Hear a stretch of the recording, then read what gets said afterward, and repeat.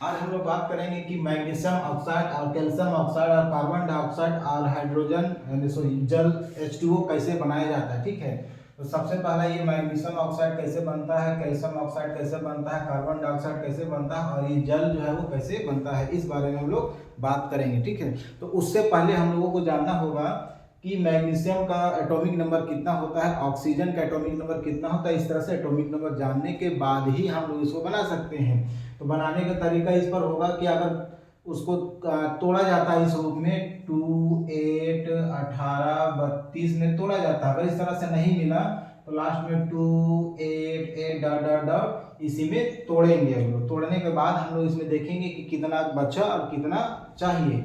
तो अगर अंत में 1, 2, 3 बचेगा तो वो एटॉमिक नंबर देगा, और 4 बचेगा तो एटॉमिक नंबर 4 ले भी सकता है या दे भी सकता है। ठीक है, उसके बाद 5, 6, 7, यदि 5, 6, 7 बचता है तो अगर 5 बचता है तो 3 एटॉमिक लेगा, 6 बचता है तो 2 एटॉमिक लेगा, और अगर 7 बचता है तो 1 एटॉमिक लेगा। लेकिन इससे पहले हम लोग बात करेंगे कि ये बनना कैसे और कैसे बनाया जाता है उस बारे में। हम लोग सिर्फ जानते हैं कि जल का सूत्र क्या होता है, H2O, याद कर लिए, लेकिन बना कैसे इस बारे में बात करेंगे। ठीक है, जैसे आप घर में सब्जी बनाते हैं या बना बनाया मिलता है तो यदि वो टेस्टी रहा या अच्छा लगा तो आप सिर्फ सब्जी के बारे में बात करते हैं कि हाँ आज सब्जी अच्छा है, लेकिन कभी आप ये प्रयास नहीं किए कि सब्जी में क्या क्या मटेरियल मिलाया गया जो सब्जी टेस्ट लगा। आज हम लोग उसी के बारे में बात करेंगे। ठीक है, जैसे बनाएंगे क्या, मैग्नीशियम ऑक्साइड।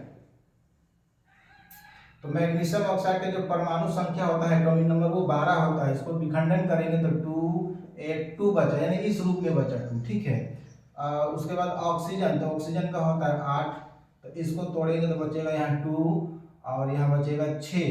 तो हमको यहाँ 1, 2, 3 बचता है तो देगा, और 5, 6, 7 बचता है तो लेगा। तो यहाँ 6 बचा मतलब लेगा, 8 को पूरा करेगा ये इस तरह से। दूसरा राउंड, पहला राउंड ठीक है, दूसरा राउंड में 8 आना चाहिए था तो 6 है, तो कितना की जरूरत पड़ा, 2 का। तो यहाँ लिखेंगे मैग्नीशियम, इधर लिखेंगे ऑक्सीजन। तो मैग्नीशियम का अंतिम चरण में कितना रहा, 2, और इसका अंतिम चरण में कितना जरूरत है, -2, यानी आप उसको 2 ही समझिए। ठीक है, 2 का टेबल में कटेगा तो 2 एका 2, 2 एका 2, जब ये गुना होगा इससे तो लिखा जाएगा Mg, और ये गुना होगा लिखा जाएगा O। तो इस तरह से हमारा बना मैग्नीशियम ऑक्साइड। ठीक है, तो मैग्नीशियम ऑक्साइड के बाद अब हम लोग बात करेंगे कैल्शियम ऑक्साइड। ठीक है, तो कैल्शियम ऑक्साइड में 2 तत्व है, कौन कौन सा है, पहला है कैल्शियम, दूसरा है ऑक्सीजन। तो कैल्शियम का एटॉमिक नंबर होता है 20 और ऑक्सीजन का एटॉमिक नंबर होता है 8। तो 20 को तोड़ेंगे तो पहला 2 में टूटेगा, दूसरा 8 में टूटेगा, तीसरा भी 8 में टूटेगा। तो 8, 8, 16, 2, 18 हो गया, 2 बचा, किनारे चला गया। ठीक है, अब इसको तोड़ेंगे 2, दूसरा टूटेगा किसमें, 8 में। अगर यदि 8 नहीं है मेरे पास तो अब हम इसको, मेरे पास फिलहाल बचा क्या, 6। तो अगर यदि 8 नहीं आया तो हम लोग क्या करेंगे, इसमें से कोशिश करेंगे कि 6 है तो और कितना का जरूरत पड़ सकता है। तो 6 है तो 2 का जरूरत पड़ेगा। तो इसको आप -2 कह सकते हैं, इसको +2 कह सकते हैं। ठीक है, क्योंकि 8 में 2 कमी रह गया और 8 से 2 बाहर चला गया। तो कैल्शियम का हो गया ये, और ये हो गया ऑक्सीजन का। तो कैल्शियम का कितना बचा लास्ट में, तो 2। ऑक्सीजन को कितना चाहिए, तो 2। तो जब ये पहले डिवाइड होगा तो दोनों में 2 का टेबल का कट गया, ये गुना हुआ तो Ca लिखा जाएगा, और ये गुना हो गया तो ये O लिखा जाएगा। तो ये बन गया मेरा कैल्शियम ऑक्साइड। तो इस तरह से हम लोग कैल्शियम ऑक्साइड का सूत्र का निर्माण करेंगे। ठीक है, तो अब कार्बन डाइऑक्साइड का निर्माण हम लोग कैसे करेंगे, तो कार्बन डाइऑक्साइड जो है वो CO2 है।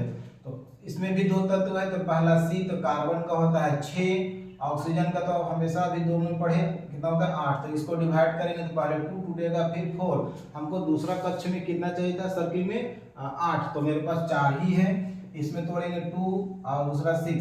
तो ये ऋणात्मक भी इसको मान सकते हैं या धनात्मक भी, क्योंकि 4 जो है वो ले भी सकता है और दे भी सकता है। ठीक है, लेकिन ये ऋणात्मक 2 आ। दूसरा का सर्किट में कितना चाहिए था हमको, 8, तो कितना मिला है, 6। तो 6 मिला तो कितने की जरूरत पड़ा, 2 का। तो जो हम लिखेंगे यहाँ C और यहाँ लिखेंगे O। तो C का जो है कितना होगा, तो 4, और ऑक्सीजन का कितना पड़े मिलेगा, 2।